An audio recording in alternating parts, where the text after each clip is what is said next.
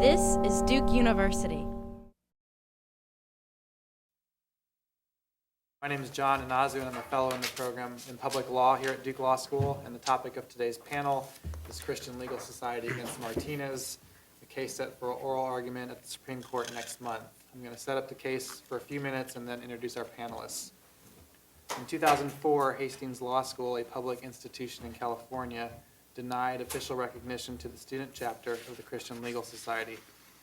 The student group, consistent with the national organization to which it belonged, sought to restrict its voting membership to Christians who agreed to a statement of faith, which included an affirmation that sexual conduct should be confined to heterosexual marriage.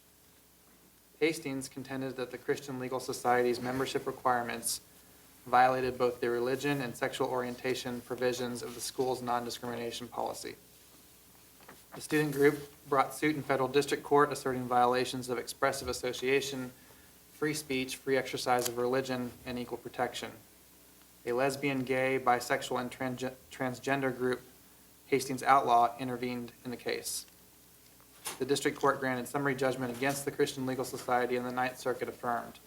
The Supreme Court granted cert on December 7th.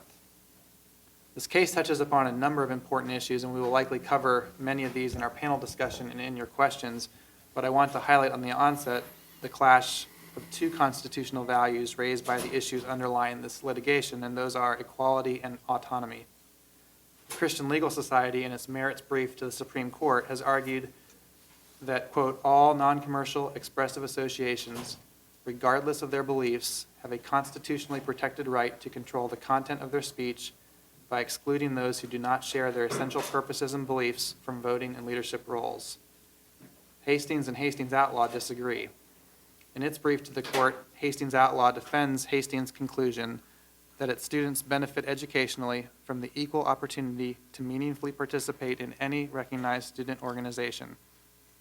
And in an editorial to the Los Angeles Times, Mr. Stoll, who I'll introduce in a minute to you, argued that to accept the Christian Legal Society's argument would mean, for example, that a white supremacist student organization would possess a constitutional right to obtain official recognition and eligibility for university funding while maintaining a membership policy that excludes African Americans, Jews, and Roman Catholics.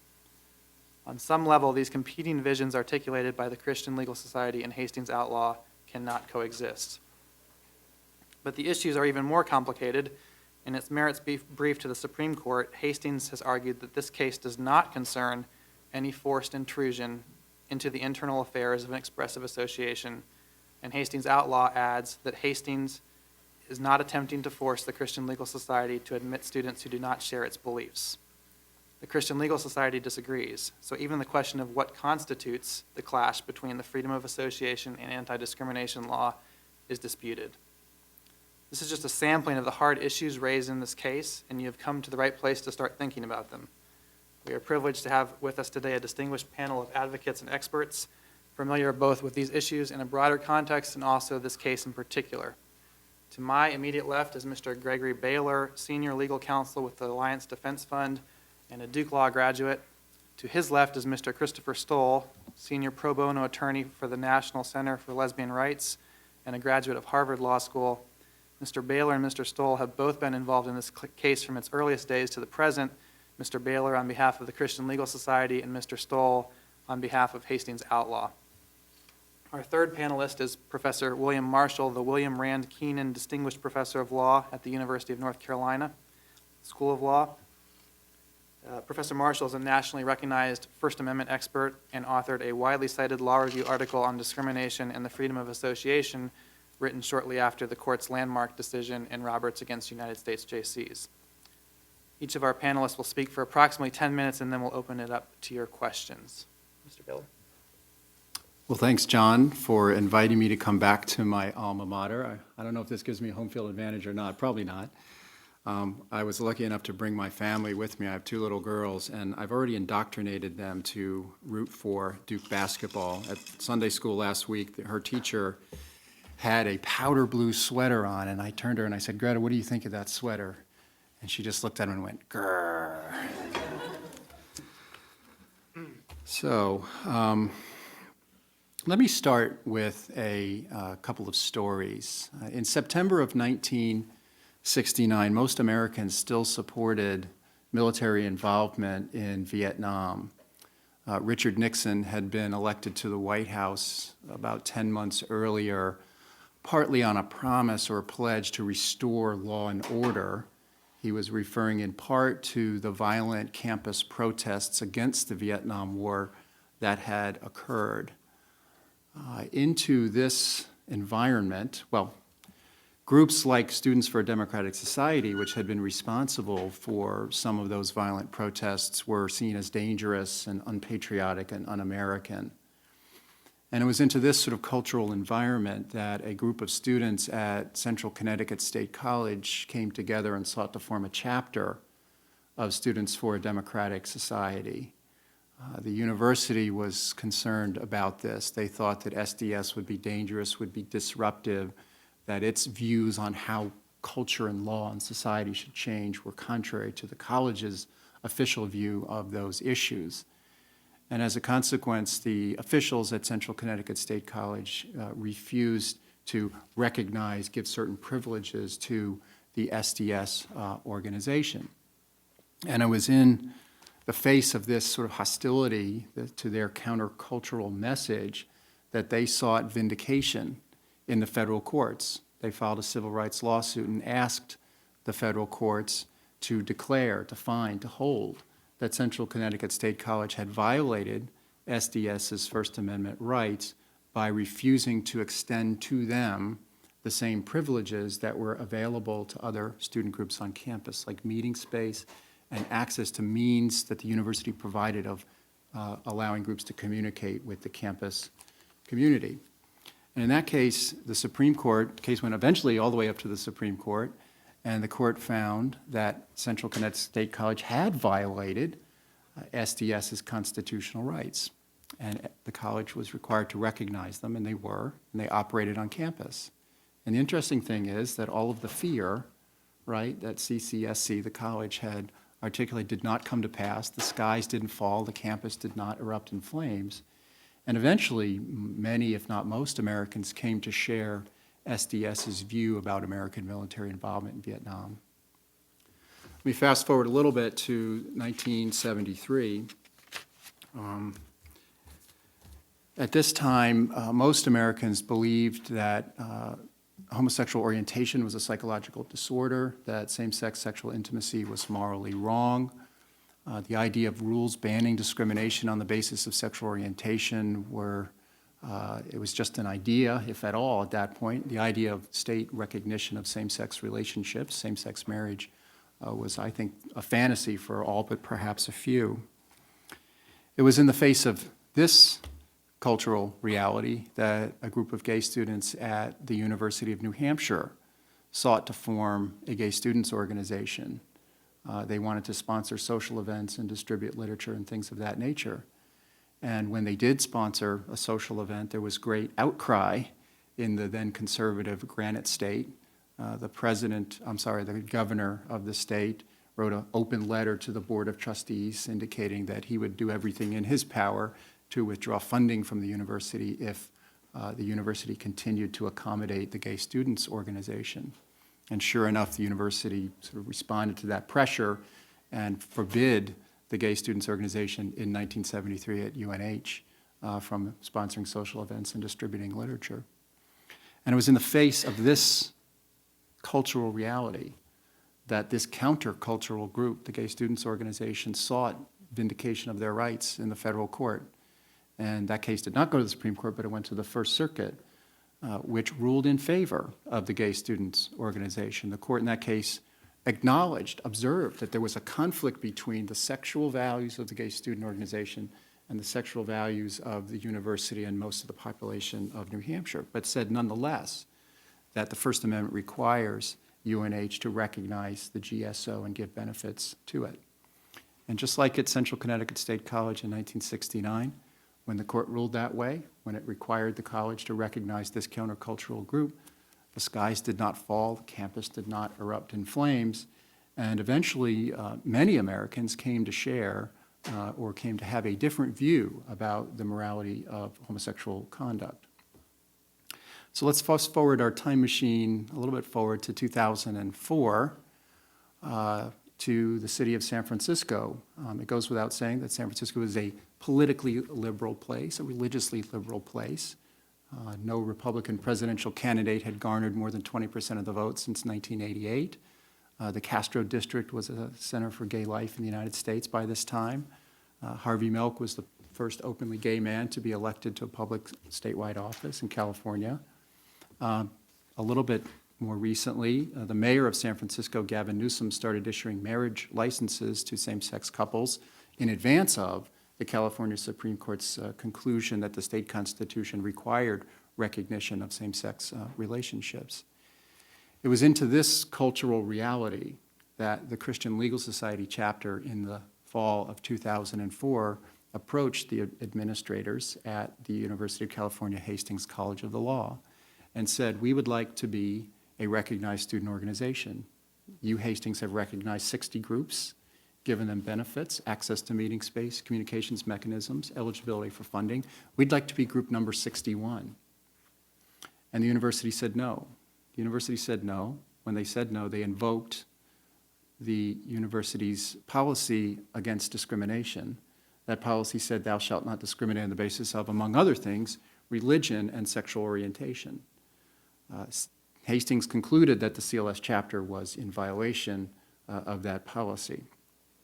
It was in the face of this cultural hostility to their countercultural message that the Christian Legal Society sought vindication in the federal courts. They filed a civil rights lawsuit arguing similarly to the SDS in 1969 and to the GSO in 1973 that the failure of the university to recognize their group and to extend to them the same benefits available to other groups violated their First Amendment rights.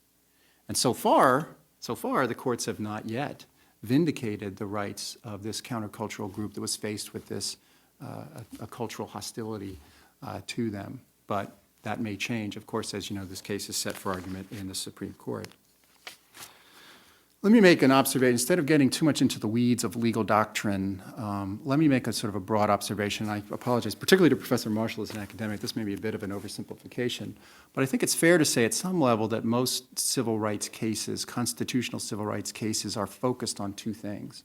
They're focused first on what is the burden on the claimant's exercise of rights? How bad is it for them either to be denied the benefits that they're seeking or to comply with the rule that they're challenging? That's sort of question number one. And question number two is, why is the government doing this? What interest are they pursuing? How bad would it be for the government if it were not able to enforce this rule in this particular circumstance to this particular group? And let me say a little bit about those two issues in the context of this case. I know hopefully I'm not going over time yet. A little bit of latitude, okay. You know, if CLS, what Hastings is essentially asking CLS to do is to promise in advance that it will not take into account religious belief and conduct in its personnel decisions, in its choice of leaders, in its choice of Bible study leaders, in its choice of officers, and in its choices of those who select all of those people. I think it's important to point out that CLS welcomes everyone to attend and participate in its events. It does not have a closed-door policy. They don't have a bouncer standing at the back asking people what their religious beliefs are, what their sex lives are like, or whatever. That's just not how it works. But when it comes to identifying those who will be the leaders, the folks who will articulate the message, who will formulate the message, who will set the agenda for the group, they are, after all, the Christian Legal Society, and they've articulated their vision of Christianity through a relatively brief 5-point statement of faith, which has been interpreted to have an ethical component to it as well. So again, Hastings is asking them to promise in advance that they, for example, would not remove from a leadership position someone who said, I was a Christian a year ago and now I'm an atheist and I don't believe the Bible, but I still want to be the Bible study leader. That's what Hastings is asking CLS to do. And if they won't do it, they will take away from them the benefits of that the 60 other groups on campus get. What is Hastings' interest in this case? Well, I don't think they have adequately, and I'm sure you will disagree, but I don't think they've talked about the interest at a high level of abstraction. We need to have openness, discrimination is bad. What I think Hastings has failed to do is to demonstrate why it's necessary for an atheist to lead the CLS Bible study, why it's necessary for a Buddhist to have a right to vote on the leadership. So they've articulated the interest in openness and everyone having a chance to join every group and all of that. But I don't think they've gotten to that, why is this justified as applied to this group? I'll close by reading a quote from Joan Howarth. She's the dean of the law school at Michigan State. She describes herself as having a, quote, deep commitment to equality and improved justice for members of the lesbian, gay, bisexual, and transgender communities. Dean Howarth believes that what Hastings is doing to CLS is wrong. Joan Howarth believes that they're wrong. She writes in a recent UC Davis Law Review article that, quote, we diminish our lessons about equality by insisting that equality means the right of a Republican to join the Democratic Club, the right of a meat lover to join the Vegetarian Society, or the right of a Muslim to lead the CLS. It's my hope that that the Supreme Court will agree with Professor Howarth's sentiment expressed in that quote. Thank you. Okay. So I just want to focus on three fairly quick points. I was going to write them on my hand since I didn't to do, but trying to be just a little bit too long, so I wrote them on a sheet of paper instead. My organization got involved in this case at a very early stage when it appeared that the case might present some important issues about whether and when a religious student organization had a right to exclude members on the basis of sexual orientation and still receive public money and public benefits even though they were doing that. As often happens in litigation, the way the case played out, it turned out that that's not exactly the issue that's being presented to the Supreme Court at this point in time. Because it turned out that Hastings policy actually is one of open access. It's a rule that requires any group that wants to apply for and receive the benefits of registered student organization status to simply agree that they're going to be open to any student. That was the stipulated record that was litigated in the district court and in the Ninth Circuit. That's the record on which those lower courts based their decision. And that's how the case comes to the Supreme Court. Given that that's the record that we have, I think it's not a difficult step to make to say that that sort of a policy of open access is constitutional for much the same reason that a rule limiting membership in RSOs to only students and no non-students, or a rule that limits student RSOs to non-commercial enterprises. In each of those cases, students still have the right to associate with whom they want. They just don't have the right to receive public funding or other benefits of RSO status. You know, students absolutely have the right, law students absolutely have the right, no question about it, to form associations with non-students. Law students absolutely have the right to form commercial enterprises, but it's not accurate to say that the logical next step is that the school has to fund those things. The situation that we currently have around the country at public colleges is what I would characterize as sort of a diversity of policies toward RSOs. Some, like Hastings, and I think actually all of the University of California system schools, have this policy of open access. They require that if a student group is going to receive public money and other public benefits, they've got to be open to any member of the student body who wishes to join. Others have sort of more targeted non-discrimination policies that prevent discrimination only on certain bases, and in some cases allow groups to an exemption from that for leadership positions. And other groups have an exception, much like the one that CLS is asking for here, where an exemption is given only to religious groups that wish to discriminate for religious reasons. But it's important to focus on what the issue that's being presented to the court here really is. It's not whether one of those policies among others is the best policy, or the most reasonable policy, or the one that school administrators really should be adopting. The question is whether we're going to create a new constitutional rule that says only one of those policies is acceptable, and that is one that grants an exception to groups that wish to discriminate for religious or political or philosophical or I guess any reason.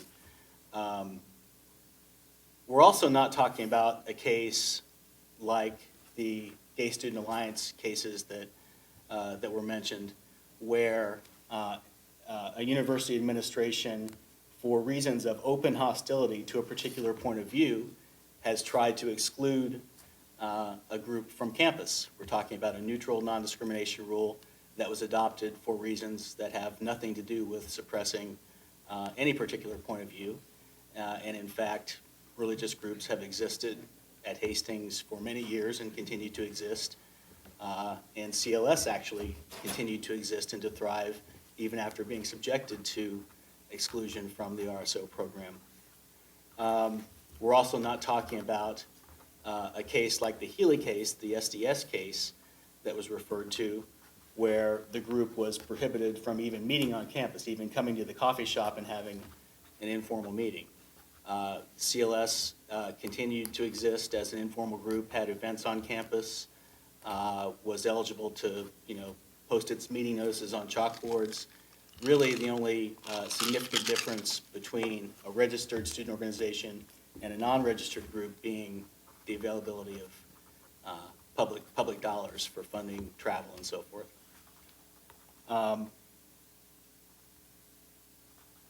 Finally, I want to challenge the notion that the pro-free speech position in this case is the one that's being advanced by CLS.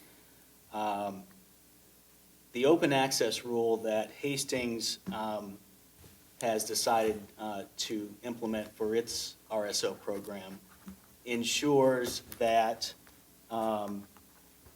groups are open to all students and therefore to a diversity of points of view, to debate, to internal dissent, even within the context of the group and not simply between groups. And I don't know what your experience of having student organizations on campus here is, but my recollection of student groups is that they're not out there as debating societies in their silos, coming together in a public forum and talking to each other, in a debate. That does happen, but by far the predominant reason for having student groups and the way things actually play out on campus is that most of the discussion and debate, to the extent it occurs within groups of people who share a common interest and want to talk about those things. And so having a rule of open access, ensures, in Hastings' view, and I think it's a reasonable view, that the way to maximize speech on campus is to have open, lively debate within groups as well as between groups. There has been an issue raised, and maybe we'll talk about this more later, about the possibility of a group being taken over by students with a hostile point of view. So a bunch of Republicans come in and take over the Democratic Club or something along those lines. And all I'll say about that is that it hasn't been a problem at Hastings. And if it did become a problem in Hastings under current law, Hastings would have the ability to deal with that either by changing the rule in some way or dealing with a disruptive kind of atmosphere. But under the rule that's being advocated in this case by CLS, those tools wouldn't be available. There would only be one option that Hastings would have. And finally, I'll just put this out there. There's an element of this case which is sort of a be careful what you wish for. If the Supreme Court rules in CLS's favor, I think many public universities are going to be put to a very difficult decision about whether they're going to continue to fund and to sponsor student activity forums at all. For example, in California, there's a statute that prevents any University of California school from sponsoring, funding, promoting discrimination, and on the basis of religion and sexual orientation, among other things.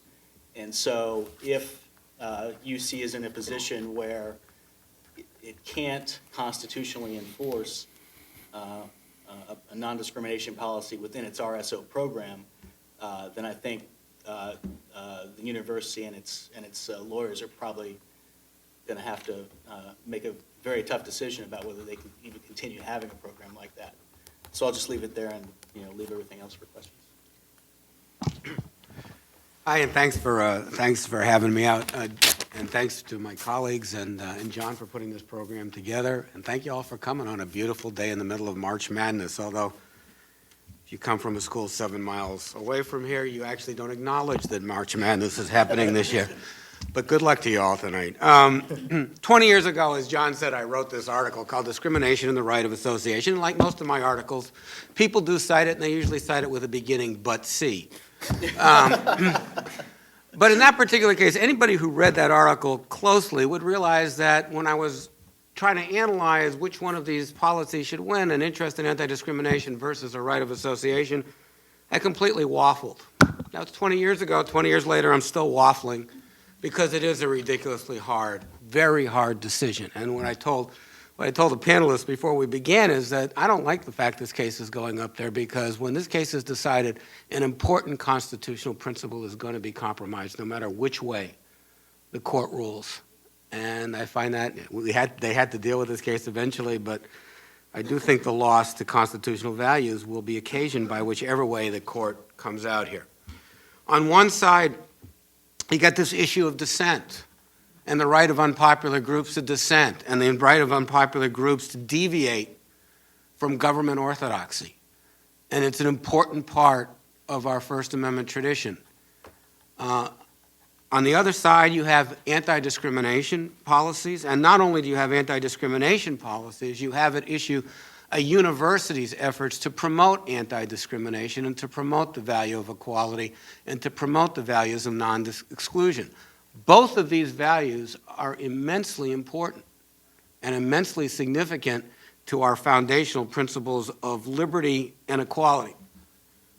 40 years ago, I think this would have been an easy case, and not because of the cases cited by Greg, because I do think that they are distinguishable in that they were not anti-discrimination policies that were being asked for an exemption by the groups in question. It would have been easy 40 years ago, because what happened in the wake of the civil rights movement and the wake of forced desegregation is that a lot of discrimination was taken to private organizations. And so if you wanted to move ahead in the society, the best thing to do was to join the white group, or what the Roberts case dealt with. If you want to move ahead in society, the best thing to do is to join an all-male group. And by exclusion by private organizations, it inhibited the ability of minorities and women to be able to become a part of the networking and other kinds of basic structures that allowed people to move forward. And there were civil rights, and by the way, there were freedom of association arguments brought to attack the Civil Rights Acts, like Runyon versus McCrary, arguing about whether schools could discriminate or not, whether or not there was an associational right against the Civil Rights Act allowing schools to discriminate. And I think those cases were relatively easy, because a lot of those cases and the associational rights and interest seem really minimized in relation to the important anti-discrimination issues being enforced by the government at that point, because literally, if you took all of the important powers of society and just put them in private groups, you could still stop the ability of minorities to move forward. It's a different time now, though. And we are dealing with different kind of dynamic, because it's pretty hard to see that membership in the Christian Legal Society or membership in any particular group on campus constitutes the same kind of ticket to networking and economic success that may have occurred 40 years ago. At the same time, I'm very uncomfortable with the notion that constitutional law changes because of that sort of social dynamic. So I think we're really going to have to come out with one principle or another. But I think it's worthwhile to think about what this anti-discrimination purpose of these is all about. It's not just to enforce a sort of government-imposed orthodoxy. At least when these began, it was to enforce the ability of people who had been otherwise marginalized to have access to the kinds of private groups from which we can make social progress. That's why these issues are so difficult. My problem with both of the arguments on both sides is that both sides seem to me to overstate their case. I am not sure that the Christian Legal Society or any organization, that an all-Jewish organization couldn't survive if a Christian moved into one of its leadership posts. I am not sure that the exclusion is necessary for a group to be able to maintain the essence of what it is, and so I think the associational claim is a little bit weaker. I don't know how many of you saw the movie The Last Station. I hardly recommend that to you, but it talked about Tolstoy and how Tolstoy did not live up to most of the ideals that he was presenting. It didn't mean he couldn't teach them. That mean he couldn't present them. That couldn't mean he couldn't talk about them. I think there is obviously an intuitive notion to the fact that maybe we shouldn't have Christians in a Jewish organization or Jewish folks in a Christian organization, but that doesn't mean, I think, that that's necessary for that group to maintain its integrity or maintain its ability to survive. So I think that argument on the associational side can be overstated. The argument on the anti-discrimination side, I think, can be overstated too, depending on how you frame it. In this case, may very well depend upon how the court conceptualizes the problem before it. Do you really need, will Hastings or any other university's commitment to non-discrimination be completely compromised if there are a few groups on the margins that do not adhere to that particular program? Does that depend upon what the purpose of the anti-discrimination policy is? If the purpose is getting people access to groups like the old Civil Rights Acts from which they can achieve economic success, probably less so. If the reason of Hastings is to just try to foment a strong principle of anti-discrimination, yeah, it's more implicated, but then I think you need to digest whether or not promoting an orthodoxy of that type is an appropriate kind of government action. In the end, I think a lot of this also boils down to the role of the university, and let's parse a little bit of the arguments that have been made previously. On one side, you hear, well, the role of the university is to have as many groups out there as possible, so it's a good thing if we have all of these groups, some of which can be exclusionary because there's a big melting pot here, there's a big openness of the university to have all kinds of groups, exclusionary, non-exclusionary, pro-gay, anti-gay, pro-whatever, and that helps give the university its freedom of expression. And the other view is, no, that what the university is all about is bringing people together to discuss these things. So that if we bring people together in a group, even a group that they may not seem logically a part of, that's going to help what the university is all about, because you will get that discussion, you will get that cell of discussion in which people may change their minds at a very formative part of their thinking process. Very difficult. Which one of these models do we choose? I mean, the court's going to have to decide that, and I think when it does so, we're all going to have second thoughts as to the way the decision finally comes out. Because the scenarios out there of when exclusionary groups do start taking more private power, it's not that far. It may have been 40 years ago. It doesn't mean it won't happen again in the future. On the other hand, there is always a danger in government-forced orthodoxy. So let me open that up to discussion. Great. Let me ask one follow-up to Professor Marshall before we take it to your questions.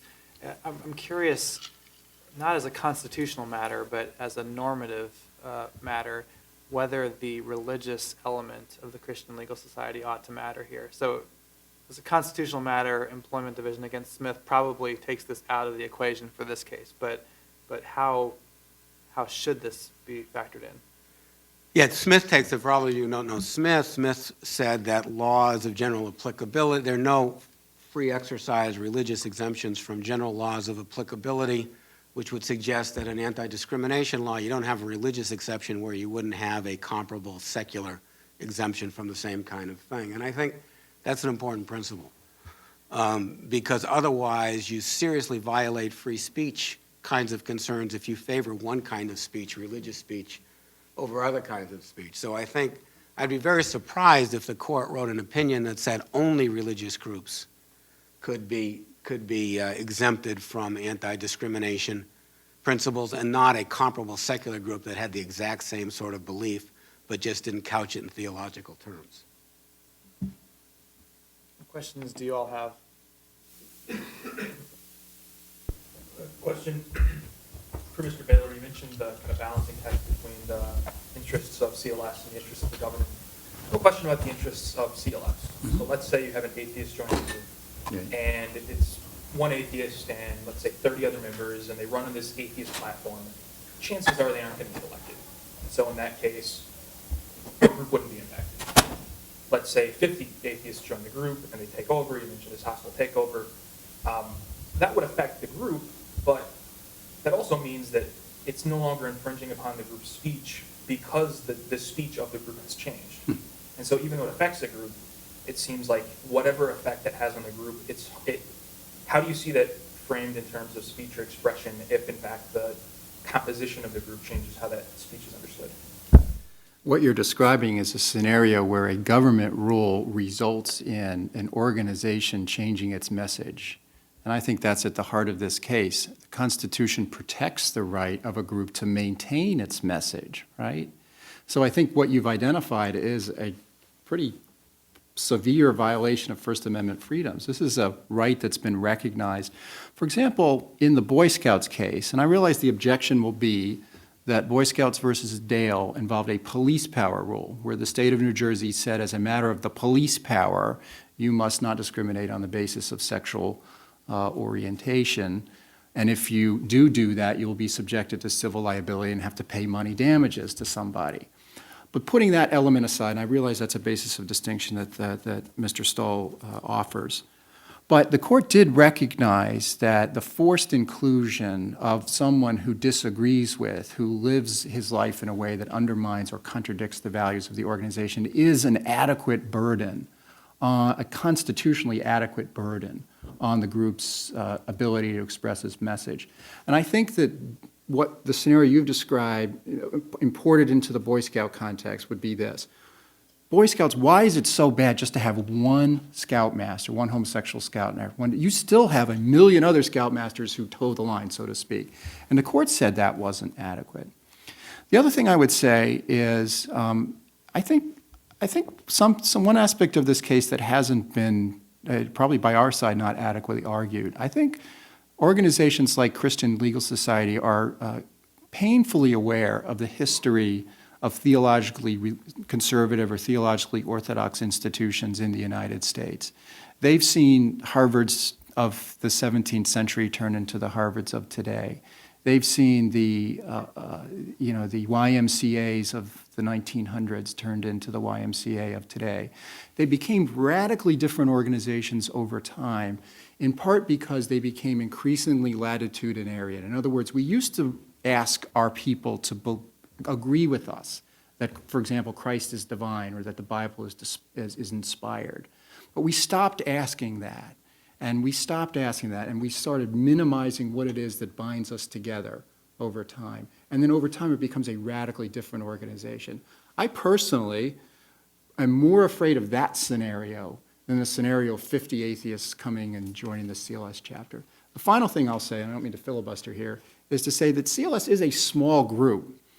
And I mean, it's a small group on every campus. I don't know how big it is here, but I've never seen a campus where it's like 100 people. It's always a small group. So the presence of a person who is an active dissenter is more significant for a small and popular group than it is for a large popular group like the Boy Scouts. Just a couple of things. I don't understand that you're arguing that we should go back to the 17th century, but... Well, I liked Harvard in the 17th century. But I'm not suggesting we go back to the 17th I'll just century. leave that. But on the point about groups changing their identity over time, that's something that happens and can happen under any policy. The student body changes over time. Some years CLS has a critical mass of people who are interested. Some years it probably doesn't on a given campus. In fact, the history of CLS at Hastings is that for years, a Christian group existed on campus and complied with the policy and thrived. And then, 1 year, a new group of leaders came in and decided that they wanted to affiliate with CLS National. And so, that possibility of ebbing and flowing is something that's just kind of inherent in life. And, the policy that's adopted isn't likely to have a huge impact on that. I was wondering if there's any evidence that, Christian Legal Society was targeted for this kind of action, and whether the bylaws of all the other organizations on campus have been gone through with a fine-tooth comb. And I ask this because I was in an organization, a women's organization, and after, we had elected 2 members to the board that were male, I had read the bylaws and they said only women could be elected, and we kind of ignored them. But, is there any evidence that this kind of action is done just against, Christian groups, and that this wouldn't have happened if a similar rule had been put into, another group, and whether that's significant, constitutionally at all? I'd be happy to respond to that. I think the answer is yes. I'm sure Chris will disagree, but let me say a little bit about the history. Chris just mentioned that a predecessor Christian fellowship existed at Hastings. A couple things significant about that. The first one is this. That CLS chapter, or that group that called itself CLS, had a statement of faith requirement. So if you wanted to be a voting member or a leader in that organization, you had to sign the statement of faith. And Hastings recognized that organization. The fig leaf that Hastings relies upon is, yes, but you also said that you agree to comply with all policies. That was the language that they were required to put in their constitution, all policies of the university. So you have this general thing that says all policies of the university, and behind that is a non-discrimination policy that by its own terms appears to apply only to Hastings itself, versus a specific requirement in this predecessor group's constitution that says we want our officers and voting members to be believers. And Hastings recognized it. So Hastings has not been vigorous in making sure that every organization is open to everybody over time. The other example I would give you is the case of La Raza, which, as you know, is the race. And it, by its terms, in its bylaws and constitution, said that if you want to be a leader, you must be of La Raza background. If you want to be a voting member, you must be of La Raza background. If you want to be an associate member, you must be of La Raza background, right? And Hastings recognized that group without a second thought. Now, in the course of the litigation, Hastings tried to clean that up. Whether they did so successfully, we can debate about that all day long. But I think it's fair to say that what happened in 2004 was CLS became more explicit about its stance on human sexuality, and I think that was what motivated Hastings. Now, I'm not saying that the record has a deposition testimony where an official of Hastings admits that, but that's the inference I think can be reasonably drawn from the facts.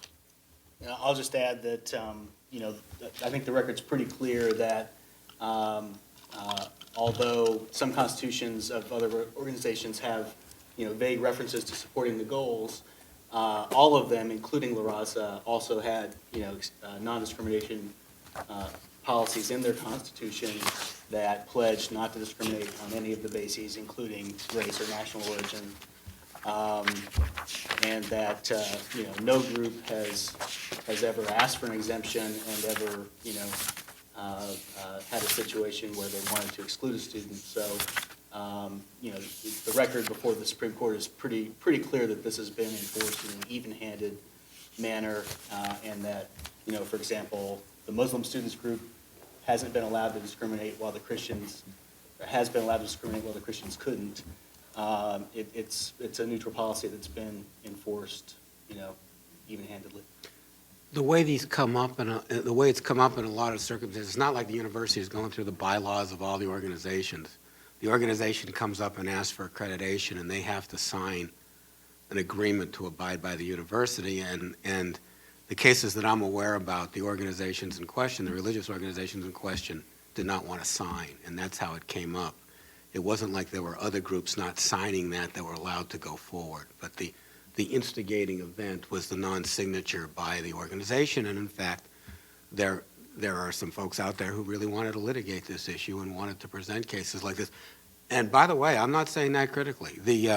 If you follow the First Amendment and the way the First Amendment's developed, it was the Jehovah's Witnesses going out and trying to litigate cases that created a fair amount of the free speech doctrine that we have right now. So the fact that CLS or other religious organizations wanted to test this is just a part of the way we proceed. But that's really how it developed rather than discriminatory enforcement or non-enforcement. Was this non-discrimination policy required to be signed every year, and that's how it came up? I'm the one here who's primarily in charge of scheduling CLS meetings and that sort of thing. So I'd like to know that. And then I'd also like to know, the two practitioners both hinted at, I guess, some of the practical consequences of CLS at Hastings not being recognized. It sounds like they could still meet and maybe even advertise their meetings. Was it primarily just that funding for lunch or special events was denied them, but that they still operated as other organizations did in the campus community? Someone could clarify You wanna that. go first? Yeah, you can correct me if I'm misstating how this came to pass. I don't think the student organizations resubmitted a constitution every single year, but because CLS was now using the national CLS form, they submitted this new form. It included a non-discrimination policy, but the non-discrimination policy excluded religion and sexual orientation from the list of protected categories. And it was at that point that the administrator said, this looks like it doesn't comply. I'm forgetting the other question. Oh, the list of benefits. So the travel funding would be probably the primary benefit that's at issue here. But there are others, such as sort of a preferential place in line for classroom space if you're trying to get classroom space for meetings, the ability to participate in the student organizations fair at the beginning of the school year, and space in the, I guess it's probably an email newsletter at this point that goes around, being able to advertise events in that. So those are the primary ones. That's essentially right. I'll quibble a little bit on the margins. I think there's some suggestion, it's more than a suggestion in the briefs, that these benefits really aren't that important and CLS can live just fine without them. I've had the chance to go around to a number of universities and talk about this case, and just as a kind of an informal survey, I've asked student group leaders like yourself, are these benefits important? And they always say yes. Yeah, those would be, especially student organization fairs, we probably sign up on average Right. about 30 new students a year through that. I rewatched the movie Chariots of Fire recently, and near the beginning, when they're all at their university, there's essentially a student organization fair, and it ends with Eric Little coming up to the booth and saying, "Oh, I want to be part of this running club." That, you know, so I think these benefits are important. I think it's ironic that the sort of the money has become the emphasis. I think I understand that from a perspective of legal advocacy. Because the other side wants to say this is a case about a subsidy, it's not about access to a speech forum, and tries to put it in this other category of cases where the government has more discretion to deny you a subsidy than it has to deny you access to a speech forum. And we obviously want the court to approach this case from the angle of this is a speech forum. I'm sure you disagree. I think we have the better of the argument of this because we weren't categorically denied access to meeting space. That is a true statement. But we are the last priority. In other words, if there's no university-sponsored event, and if none of the other 60 student groups are using the space, then CLS can use it. So you got last access. It's also not true that the Supreme Court has said that the categorical denial of access to meeting space is the only thing that is a cognizable constitutional injury. If you look closely at the Healy case, our friends on the other side are trying to say SDS was categorically excluded from meeting. If you look at it more carefully, and if you look at the transcript of the oral argument, it was clear that SDS could meet, just not, quote, as SDS, whatever that means. Finally, what I'll say about this, there's an interesting anecdote that I think demonstrates the severity of the denial of these benefits. And by the way, Healy also was about access to the communications mechanisms that the university provided to student groups, not just the student organizations fair, but the listserv and the website. And along those lines, one of my co-counsel got a call from a reporter that said, I want to get in touch, with the CLS people. And I looked on the website for the contact information, and it wasn't there. And my co-counsel said, exactly. You've identified the problem with the denial of these benefits. Is it's harder, not no one can find it, but it's much harder for people to find CLS. And I think it's had an impact on the group. I will say, to the extent that this case is analyzed in, under Rosenberger and the limited public forum cases, the severity of the burden really is not the issue. I mean, if we're talking about a university-created forum for speech that is limited to certain purposes, in this case, a place for students to meet and share common interests, the only requirement is that the restriction be viewpoint neutral, in other words, not attempting to suppress a particular viewpoint, and reasonable in relation to the purposes for which the forum was created. So even if CLS had been completely excluded from campus, as long as they weren't excluded in a way that other members of the public aren't, then that would be okay under that line of cases.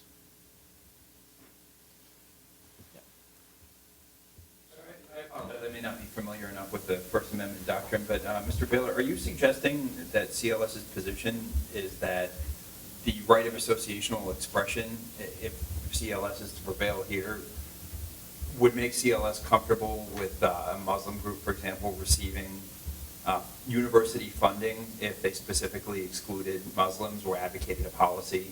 I'm sorry, if they specifically excluded Christians and advocated, for example, a campus free of Christians? I mean, I'm not sure that, is that the logical conclusion? It is, and CLS would absolutely support the right of the Muslim group to have a similar membership policy and to say whatever it is that they wanted to say. I think, that's one of the ironies. I think the public perception of a group like CLS and perhaps seizing on the fact, oh, you're exclusionary, you're against other people. No CLS chapter has ever objected to the recognition of an outlaw group or a Jewish group or a Muslim group or an atheist group. We think that the universities should satisfy their constitutional responsibility, which is to be neutral with respect to these competing messages. So yes, recognize us, and if there's a Muslim group that's comparable to the CLS group, we would not object, and we think that if the university told a Muslim group that it could not require its leaders and voting members to be Muslims, that would violate their rights as well.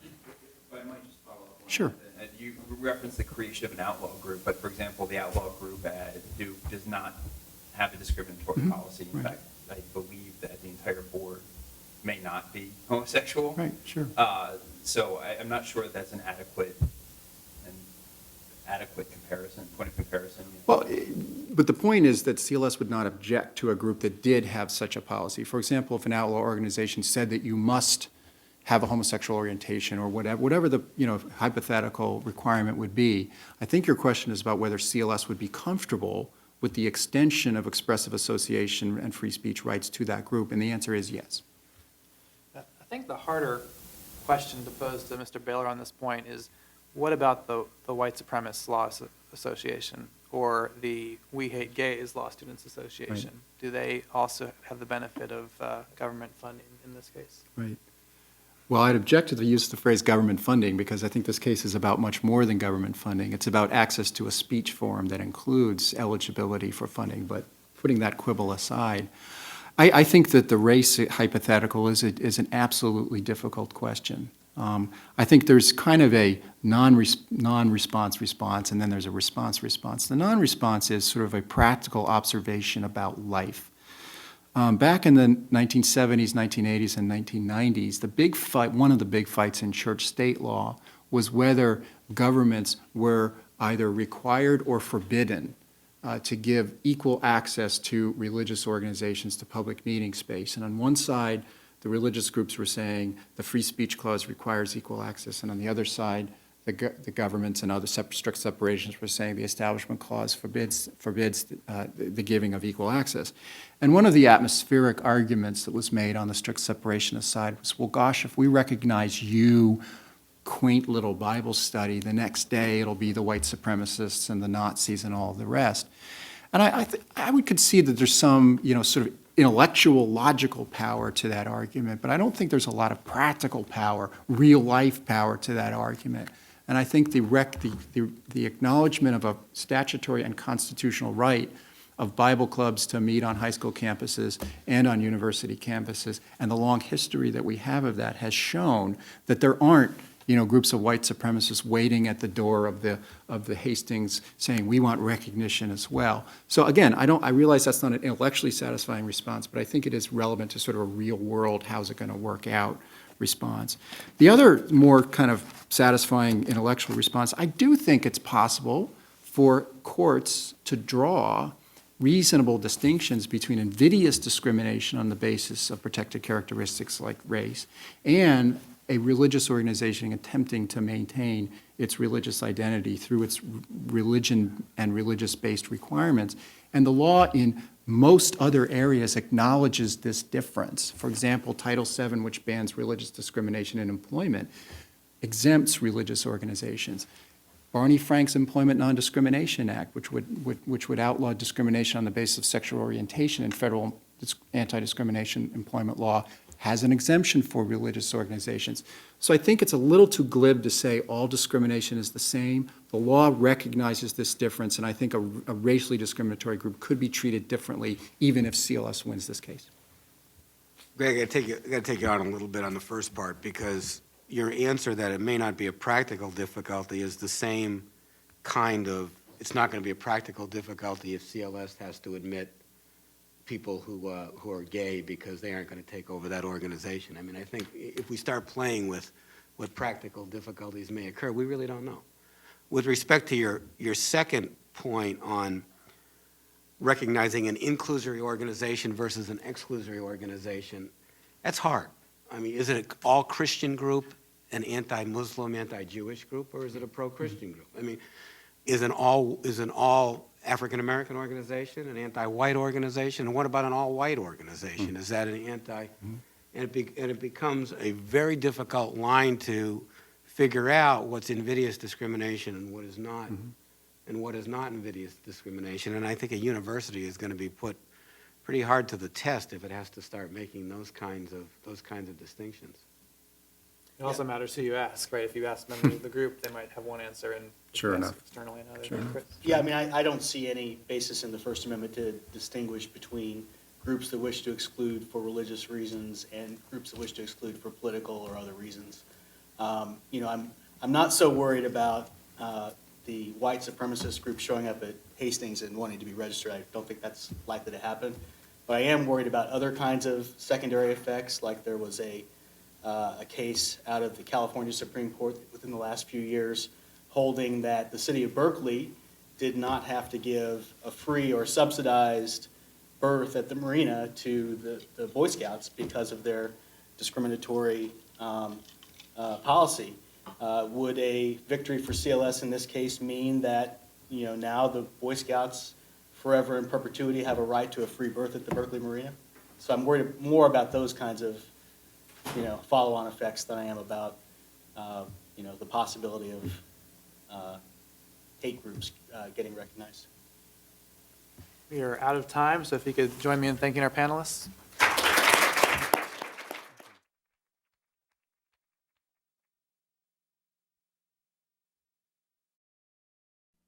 Produced by Duke University. Online at duke.edu.